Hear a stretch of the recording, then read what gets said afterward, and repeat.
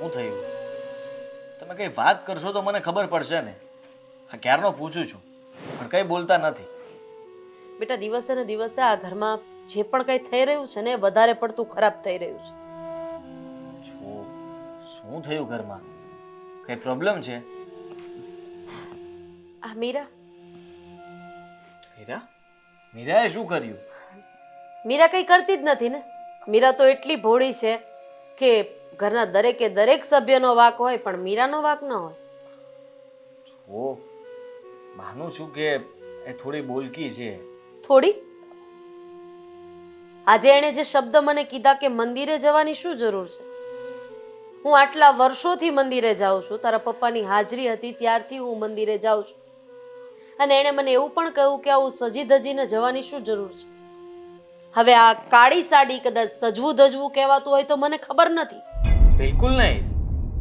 મીરાની ભૂલ કહેવાય કે એને તમને પૂછવું જ ન જોઈએ, અને એને ખબર જ છે ને કે તમે રોજે મંદિરે જાઓ છો. અને આ ઘરમાં કરિયાણું લાવવાનું હોય કે ઘરની કઈ પણ વસ્તુ લાવવાની હોય તો એ કોણ લાવે છે અત્યાર સુધી? દામિની બહુ અથવા અમે બંને ભાઈઓમાંથી કોઈ એક ભાઈ લઈ લે.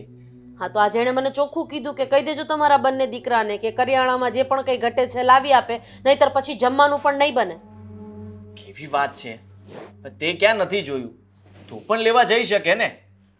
નવાબની દીકરી છે ને એટલે એ નહીં જાય. અરે, હું બંને વહુઓને સરખી રાખવા માંગુ છું. આટલા ટાઈમથી દામિની આવી છે ને તો એણે મને ક્યારેય રોકટોક નથી કરી. હવે મંદિરે જવામાં કોણ રોકટોક કરે ને? હું એકલી તો જતી નથી. તને ખબર છે કે આપણી સોસાયટીની બાયોમાંથી 6-7 દરરોજ મારી સાથે હોય છે. સાચી વાત છે તમારી. તો તારી બાયડીને એ નથી ગમતું? હું તો ઘરમાં બેસીને ભક્તિ કરું ને એ એને ગમે છે. બોલ, હવે આનો કઈ રસ્તો છે તારી પાસે? હા છે ને, હું એને સમજાવીશ. સમજશે? અને કહી દઈશ ને એને કે આજ પછી ક્યારે મમ્મી સાથે આવી રીતે વાત ન કરતી. ને રહી વાત તો મમ્મીને બધી જ ખબર પડે છે. તારે કોઈ સલાહ સૂચન કે શિખામણ આપવાની જરૂર નથી. જો બેટા, તારા પપ્પાના ગયા પછી આ ઘરને મેં એવી રીતે બાંધવાની કોશિશ કરી છે કે એક પણ મોતી આમાંથી તૂટશે ને તો આખી માળા તૂટી જશે. પણ હવે જે ઘરમાં વેર ઝેર, વિખવાદ, નાની નાની બાબતે ઝઘડા, આ બધું જે ચાલુ થયું છે ને એ આજુબાજુવાળા સાંભળશે તો કેવું લાગશે? અત્યાર સુધી આપણા ઘરના દાખલા લેવાયા છે અને હવે લોકો આપણી હાસી ઉડાવશે. એવું બિલકુલ નહીં થાય. તમે આ ઘરને સારી રીતે સંભાળ્યું છે અને આપણું ઘર એમનેમ જ રહેશે. ઘરમાં કોઈ એકથી પ્રોબ્લેમ ઊભા થતા હોય તો આપણે એને બેસાડીને એની સાથે વાત કરશું. એક કામ કરજે, પૂછી લેજે સાથે સાથે એને કે મારી કાળી સાડીથી વાંધો હોય ને તો કાલે હું સફેદ સાડી પહેરીને તમારા લોકોની સામે આવીશ. ના ના, ચાંદલો કાઢી નાખીશ. અરે મી, તમે શું કામ વાતને વધારો છો? જવા દો ને. માનું છું કે એણે એવું નહોતું બોલવું જોઈતું, અને તમે તો આ ઘરના વડીલ કહેવાઓ. કદાચ એ બોલી ગઈ તો એની સામે ન જુઓ. હું એની સાથે વાત કરીશ અને કહી દઈશ કે આજ પછી તું ક્યારેય મમ્મી સાથે વાત ન કરતી આવી. તમારા લોકો વચ્ચે કોઈ માથાકૂટ ન થાય ને એવી રીતે સમજાવજો એને. હા, મને ખ્યાલ છે કે તમે નથી ઈચ્છતા કે અમારા બંને વચ્ચે પણ ઝઘડો ઊભો થાય, અને તમે એવું પણ નથી ઈચ્છતા કે ઘરમાં મીરાના લીધે ઝઘડાઓ થાય. તમે તમારી જગ્યાએ સાચા છો. મારે એને જ સમજાવવું જોઈએ. મને દામિનીએ પણ આવીને 3-4 વખત કીધું છે કે મમ્મી, મીરા ભાભી મારી સાથે આવું વર્તન કરે છે, કંઈ કામ નથી ચિંતાતું કોઈનાથી, કંઈ પણ બોલે એટલે સીધો સામે જવાબ. માનું છું એના બાપની એકની એક દીકરી હતી, પણ હવે સાસરે આવી ગઈ છે. પોતાની ફરજ, પોતાની જવાબદારીની તો માણસને ભાન હોવી જોઈએ કે નહીં? બધું છોકરમતમાં કાઢી નાખવાનું. ના, તમારી વાત સાચી છે. પહેલી વાર જ્યારે મતલબમાં ઘરમાં કંઈ પણ બન્યું તો ત્યારે જ મને જાણ કરવાની જરૂર હતી. તો કદાચ હું ત્યારે જ એને રોકી દેત અને તમારા સુધી આ વાત ના પહોંચે. મને એમ હતું કે આ દેરાણી જેઠાણીની વાત છે, હવે એમાં ખોટા કોઈ પુરુષને વચ્ચે નાખવા અને તમારા ભાઈઓ વચ્ચેના સંબંધ ખરાબ થાય એવું શું કામ કરવું? પણ હવે આ વાત વધી રહી છે અને મને એવું લાગ્યું કે હવે મારે તને વાત કરવી જોઈએ જેથી કરીને આ વાત અહીંયા જ પૂરી થઈ જાય. હા, હું એની સાથે વાત કરું છું.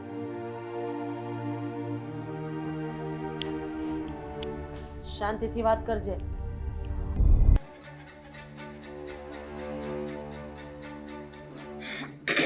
મીરા, શું થયું? શું થયું એટલે તને નથી ખબર કે તે શું કર્યું એમ? કઈ વાતની વાત કરો છો? મમ્મી સાથે આજે તે શું કર્યું? એમની સાથે કેવી રીતે વાત કરી તે? કેવી રીતે વાત કરી? બરાબર તો કહ્યું મમ્મીને કે મંદિરે જાવ છો તો શાકભાજી લેતા આવજો. એમાં શું ખોટું કહ્યું? શાકભાજી કરિયાણું નથી ઘરમાં, જમવાનું નહીં બને. હા, રીત છે તારી કઈ વાત કરવાની? તમારા મમ્મીએ વાત કરી અને સાંભળીને આવી ગયા ઝઘડો કરવા માટે. મારી વાત સાંભળી નહીં ને? તને તો એમની સાડીથી પણ વાંધો છે. હા, કપડાં કેવા પહેરવા જોઈએ તું કહીશ હવે એમને? મેં તો એવું કહ્યું જ નથી કે મને તમારી સાડીથી વાંધો છે. મેં તો એમને બરાબર જ કહ્યું કે તમારે મંદિરે જવું હોય તો સવારે વહેલા જવું જોઈએ. તમારા મમ્મી મારા ભાભી સુધી પહોંચી ગયા એનો વાંધો નહીં. જો મીરા, પ્લીઝ, મમ્મી કઈ બીજું કહે છે, તું કઈ બીજું બોલી રહી છે. મને સમજાતું નથી કે સાચું કોણ ને ખોટું કોણ. તે કઈ કહ્યું હશે ત્યારે જે મને ફરિયાદ કરતા હશે ને. હું તો પાગલ થઈ ગઈ છું ને. મને તો હડકાયા કૂતરાએ બટકું ભર્યું છે કે હું સીધી તમારા મમ્મી પાસે જઈને ઝઘડો કરવા માંડું. હા, તો ઝઘડાની શરૂઆત ક્યાંથી થઈ? કહ્યું તો ખરા ને. મમ્મી મંદિરે જતા હતા તો મેં એમને કહ્યું કે વળતા વસ્તુઓ લેતા આવજો. ત્યારે મમ્મીએ મને ચોખ્ખું એવું કીધું કે વસ્તુઓ લેવા હું નહીં જાઉં. તો ઘરના કામ કરવા કે વસ્તુઓ લેવા જવાની મારે? જો મમ્મીને તારે કામ ન ચિંતાય, એ કામ તારે કરી લેવાય અથવા દામિની વહુને કહેવાય અથવા અમને કોઈને કહી દે તો બરાબર છે કે અમે લેતા આવીએ. હા, તમે મમ્મીને એ જ કહ્યું કે તમારાથી એ કામ ન થતું હોય તો તમારા છોકરાઓને કહી દો, દામિનીને કહી દો. તમને મમ્મીએ એ ન કહ્યું? અચ્છા, તો આ તો એવી જ વાત થઈ ને કે પોતાના પક્ષની સારી સારી વાતો કરી નાખી, પણ જ્યાં હું સાચું અને સારું બોલી હતી એ ના કહ્યું. જો બધું જ કહ્યું મને. અચ્છા, તો એ કહ્યું ને શું? કે તું એમના પર ખોટી શંકાઓ કરે છે. શંકા? હા, કઈ વાતની શંકા? એમની સામે ગુસ્સો કરે છે. ન બોલવાની રીતે તું વાત કરે તો સીધી વાત છે. હા, દામિની વહુને પણ હાલતા ને ચાલતા તું ખીજાઈ લઈ છે. હા, તારો કઈ સ્વભાવ છે? ઘરમાં આવી રીતે કોણ રહેતું હશે? મારો સ્વભાવ ખરાબ છે, ચલો માની લીધું. તો એ લોકો તો એવા કેવા દૂધના ધોયેલા છે કે હું ગમે ત્યારે એક શબ્દ બોલું ને ચાર સામા આપે છે. હા, દામિની વહુએ આજ સુધી કોઈ દિવસ મમ્મીને કઈ નથી ચીંધ્યું અને તું થોડો સમય થયો અને મમ્મીને કામ ચીંધવા લાગી. તો એમાં શું થઈ ગયું? અરે કદાચ એક કામ ચીંધી દીધું તો, અને મમ્મી જતા હતા બજારમાં, સ્પેશિયલી મમ્મી સોફા ઉપર બેઠા હતા ને ત્યાંથી ઊભા કરીને નથી મોકલ્યા. બધું સમજાય છે. હવે તું એમને કઈ કામ ચિંતી નહીં, ઠીક છે?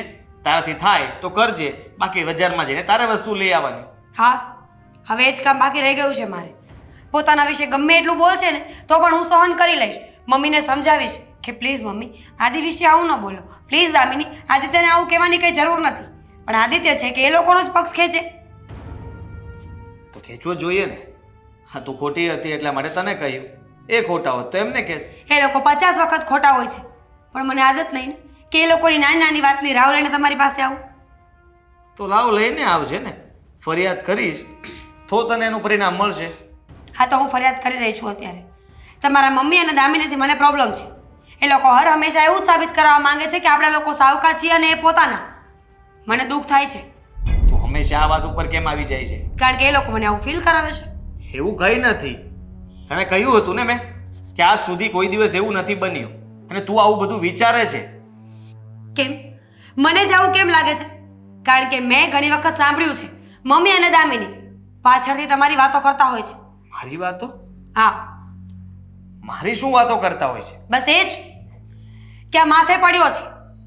મમ્મીએ તો ચોખ્ખા શબ્દોમાં એવું કીધું છે કે હું આવીને ત્યારે શરૂઆતમાં આદિત્ય બીમાર પડ્યો હતો, ત્યારે મરી ગયો હોત ને તો મારે એના લગ્ન પણ ન કરાવવા પડત અને આ વહુને પણ ન સાચવવી પડત. તું આ સાચું બોલે છે? મને કેવી રીતે ખબર કે તમે બીમાર પડ્યા હતા? જો હા, મારા મમ્મી આવું કોઈ દિવસ ન વિચારી શકે. અને હા, એ તો દામિની વહુ અને બંને પ્રેમથી રહે છે. તું આવ્યા પછી આ ઘરમાં ઝઘડાઓ શરૂ થયા.